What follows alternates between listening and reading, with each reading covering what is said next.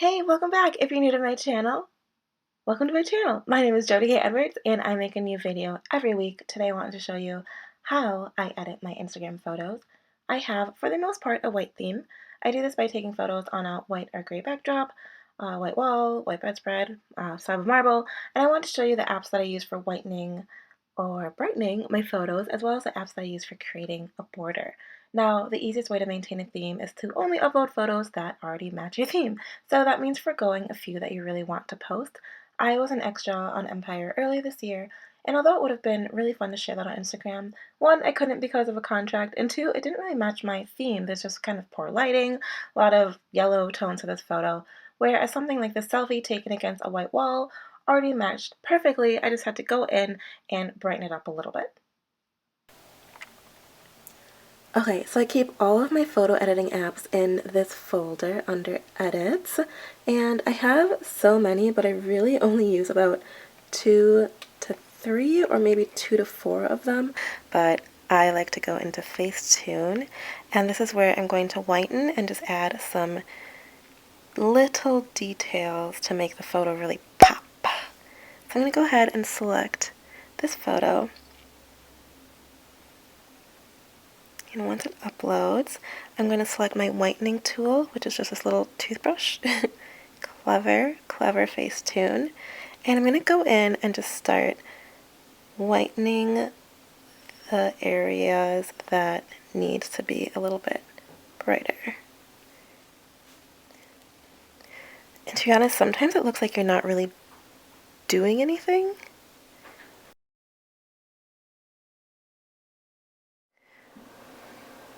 And if you're not sure if it's working or if you want to just kind of double check on what you've actually whitened, sometimes it's hard to tell, you can just press the double squares down here and it'll tell you kind of how far you've come, and this way you can kind of track if you want to save those changes or not.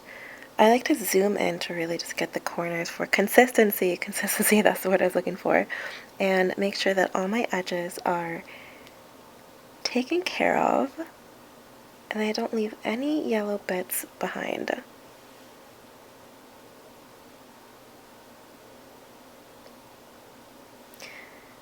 There we go. And once I'm happy with that, I'm going to go ahead and click this check mark in the upper right corner to save my changes. Now, if I didn't want to save my changes, I would have obviously clicked the X. The next part of this is just going in and adding a little bit of definition to certain parts of the picture that I want to emphasize. And actually, I'm going to go back in here and see how this is still yellow. This may seem really nitpicky, but I'm actually going to go back in, save those changes, and whiten this portion in here.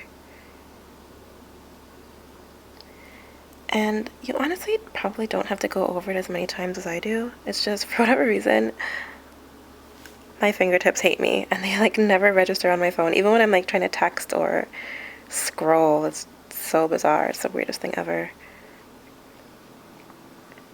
Just look how much better that looks already. You can see the difference right there. It's just little things like that that I think really, really helps you to stay with the white theme if that's kind of what you're going for. So once I have my photo ready, I'm going to save it. And I'm going to open up the next photo editing app that I like to use, which is VSCO. This is amazing, as I'm sure you've already heard. There's so many people that are currently using this, but it's definitely one of my favorites. I generally only use 3 apps. Actually, sorry, let me reverse. Let me go back. For those of you that aren't familiar with it, how you import a photo is you press that plus sign up in the top and you just select your photo that you see in your camera roll and it will show up here. And then you go down and click these slidey buttons and then it will bring up all the different filters. So I really like F2, HB1, and HB2. Depending on how my photo looks, I'll select either one of those.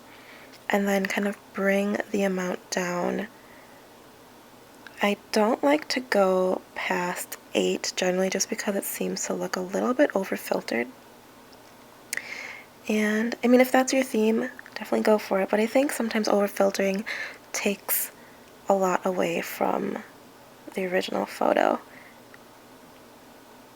Once I'm happy with that, not really that happy with it, I'm gonna start over quick. You're just gonna go ahead and save it.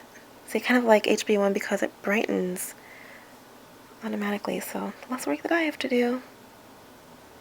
I'm gonna go ahead and hit those 3 dots down in the corner and save my camera roll.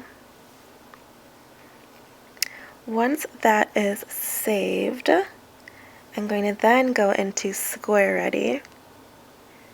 I already was working on something, but okay. So the greatest thing about Square Ready is that if you want to crop your photo, you can do that right in here. So sometimes I'll go through that whole editing process and just upload it into Square Ready and then make my adjustments in here in terms of cropping. But the border that I have is just a square border, and I get that by tapping this square button here for border 3 times. And if you want to start over, say I maybe wanted a larger border and I want to tap it 2 times, it would give me this width for the square. And if I didn't want any border, I would just leave it at its original import with no border at all. But this is currently the border that I use. Another way to get borders for your Instagram theme, if you don't want to use Square Ready, is Afterlight. I know Afterlight tends to be the more popular one. However, for me, because I'm lazy and I don't like to mess with those little numbers on the slidey, I prefer Square Ready. But if you are not used to Afterlight, here's what it looks like when you open. And to import a photo, you just select the photo that you would like. So let's do the one that we already edited. And that's it. So I'm going to go over to this section. It's like a little square for borders, and then I'm going to select this one because this you can select the different shapes. So the one to the far left. And then from there you can kind of see if you would like to adjust it. You can do that. You can also select pretty much any of these. We'll do the same thing. So that one's going to give you a thinner, different border, but the same effect essentially. So the reason I don't use this as often is because I just would have to one, remember that I set all my photos to 53 or 44 or whatever, and then make sure I can get that. And sometimes, as you can see, it's just I don't know. I don't like having to fidget with that little number. So that's why I prefer Square Ready, where I can just tap, tap, tap, tap, and I'm done. So now, once in Square Ready, you can just upload your photo to Instagram right away, which I love that it eliminates one more step of me saving it to my camera roll. So from here, you just select the Instagram button, and it's going to open up Instagram, and voila, there it is. I don't generally mess around with the brightness or contrast too much in here. I don't really mess around with any of these, but every once in a while, if I think the photo needs one final touch, if I'm like, well, I've edited it, but I still think it could be lightened up a little bit more, I'll make the adjustments here. But for the most part, I generally just go straight through to uploading my photo.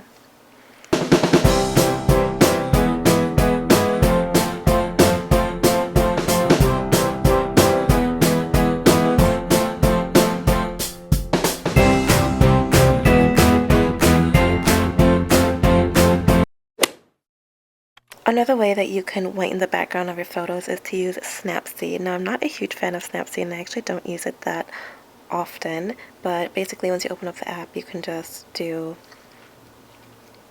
open from device, and we'll go back to our original photo. And as you can see, there's a lot of yellow. So the reason I don't really enjoy using Snapseed that often is because I don't think it does as great of a job of whitening as Facetune does. But if this is, I've seen other people use this and it does work well for them, but I guess my photo here has a bit too much yellow in it. So you're going to select the little pencil here in this lower right corner, And then you're going to hit select, and it's just the circle with a little dot in the middle. And from there, you can tap on your photo and this bee will come up. Now, how this works is you have to select the area that you want to brighten. And from there, you can tap anywhere in your photo, but just to be safe, I always like to go down here. And as you can see, it's brightening that area. Sorry, this is a little blurry for you guys. And then to add another brightening area, you would just repeat the process over and over again. So to me, I just prefer Facetune because I like to do this versus this. And the nice thing about this though is it does select the area for you, so you're able to get, you know, those edges probably a little bit better if you were just to use your finger.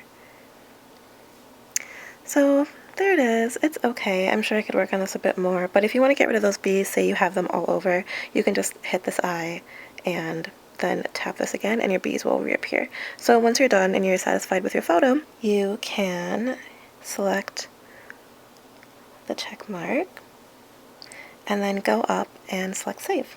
And then I always do save a copy because if you select save, this will overwrite your original photo and saving a copy, just in case you want to go back and make corrections. So I know some of you might be thinking, well, what's the point of this? Or, wow, that's a lot just for an Instagram photo. But if you are a content creator, you will understand. Now, I don't really mess around with too much in my photos just because I think that it distorts your photos when you over edit it, which is why I kind of like to stick to a more simpler routine. But for the most part, if I were to edit something that doesn't normally match my theme, like this was bright green, but I kind of just dulled it down a little bit, so I know it doesn't fully match, but it still somewhat fits in versus having, if we go like way back, oh my goodness, to like fetus Jodi, you know, I had like a mixture of colors in, like something like this. I probably wouldn't take too many photos now with, you know, grass in the background. I would rather use something like concrete.